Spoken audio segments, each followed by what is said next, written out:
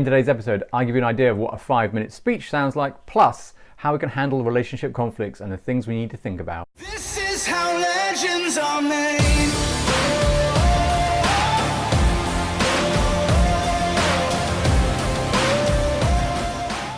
Hi there, and thanks for joining me on today's episode. Today I want to review an episode I did a while back. It was regarding my biggest challenge to date. And if you remember, it was an episode about how I had to do a talk at a school, which I do loads of, and that's great, but they asked to keep it just to 5 minutes. And the challenge was how to focus all the things I could deliver and actually create one small piece of content that will give the most value to the students. And so I chose a frame or way of thinking about it which is the most useful, which is what would I say to my kids on my deathbed in that last moment, the last 5 minutes, what can I give them?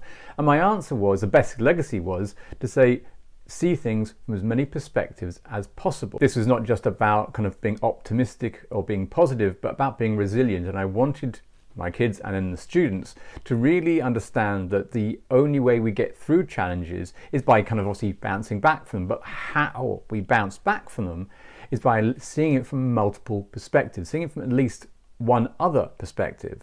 The story I related to the students was very much that I had a real struggle at school, particularly around exam periods, as the growing pressure kind of increased. And I put in context that the pressure wasn't to do with family or particularly school, but solely to do with me.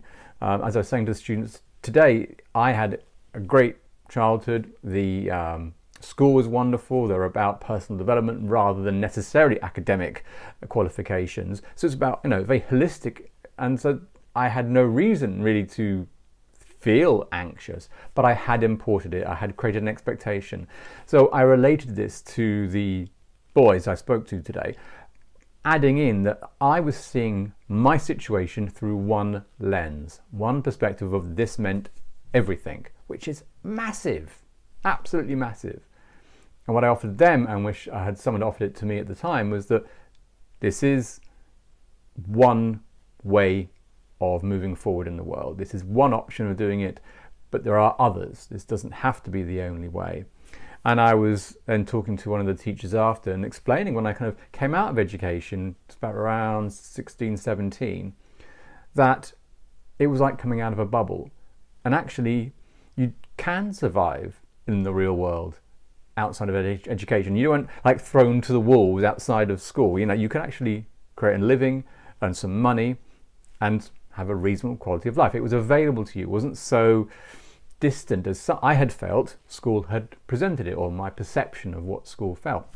So for me, what I wanted to do today for the students was to really explain that the resilience comes from seeing things in multiple ways. That's the actual how you're going to do it. And I gave them a suggestion, which was to say, if you can't see it from another way, imagine you're seeing it through a friend's eyes. What could they see? What could they see it in a different way? Keep on practicing that, because that's the way you're going to get through challenges. Coming back to the same kind of point, if we only see the situation through one direction, one pathway, then we are forcing ourselves into a reaction and therefore forcing ourselves into a decision, which may not be the most appropriate one. If we can see things from a different way, a different perspective, we can have a different selection of emotions and feelings towards it, which then informs our decision.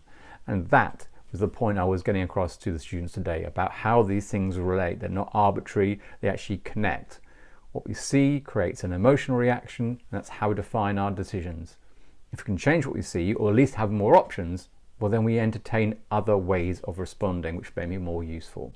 So I felt that the 5 minutes was great. It really focused me, laser focused on particularly getting to a great bit of content that can create some real value for them. And certainly the teachers seemed super happy with it, which is great. So I was really pleased with how that went. And for the rest of my day, I've got a lot of writing to catch up on, out on Instagram, putting some stuff out there I really want to be getting very clear. And one of the things I was going to share actually just towards the end is that I heard this a while back and I shared it on Instagram yesterday, I think it was, on the Russell Brand post. The conversation was about conflict, relationships, about how to manage them. And the kind of response or reply I put into as my thoughts is this I want to share with you. When we are having an argument with our partner about whatever it may be, the biggest mistake we can make is to think that it's us versus them. It should be and needs to be about us versus the problem. And I feel that sentence resonates over and over again. When we are facing difficulties or challenges or conflicts with a partner, just think of that. It's not about me versus them. It's not that battle. It needs to be us versus the problem.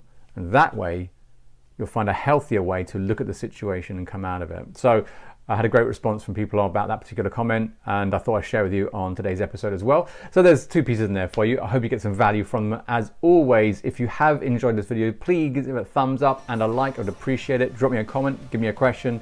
I'll answer every single one of you. Other than that, I'll catch you on the next episode. This is how legends are made.